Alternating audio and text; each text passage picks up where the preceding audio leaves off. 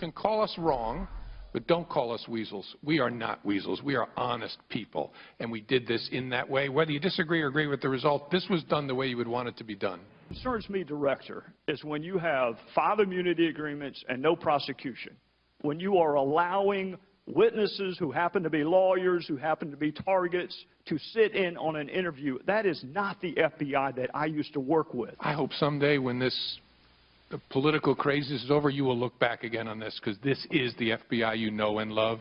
This was done by pros in the right way. That's the part I have no patience for. We've got former FBI Assistant Director Jim Kallstrom. He has fought so hard to protect this country, and he's been critical of Mr. Comey's decision not to basically recommend an indictment or prosecution of Hillary Clinton. He joins me now via phone. Sir, is this the FBI you know and love? Hi, Liz. I think it really is the FBI. If people are criticizing Director Comey, they're not criticizing all the great agents that work for the FBI. They're criticizing him and his hierarchy for running I can't even explain, just looking at all the press on this case, I do not understand why they conducted the investigation they conducted. It's just out of control. When do you round up all the other co-conspirators and give them immunity? I don't believe that's ever happened in my lifetime. What do you think? It's just every time he talks, he gets himself in deeper and deeper trouble. And now the second release on a Friday afternoon of major information. I mean, that's just outrageous. The FBI should not be in that game.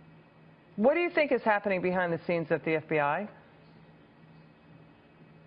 Well, I think we're going to see a lot more of the facts come out over the course of the next few months. That's my prediction. I think it's a boiling cauldron in the FBI, quite frankly.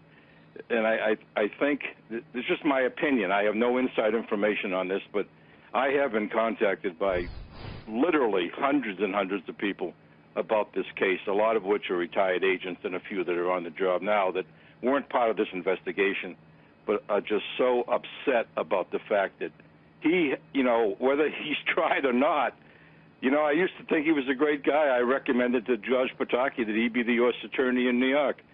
So I don't get any joy out of saying these things I'm saying, but what he's done is just absolutely contrary to how the FBI operates. And I'm sure the agents involved in this thing feel like they've been stabbed in the back.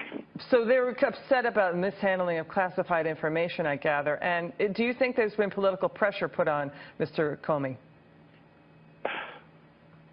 Well, unless somebody's come down from, the Martians have come down and gotten his head, I don't understand any other reason why he would be doing what he's doing.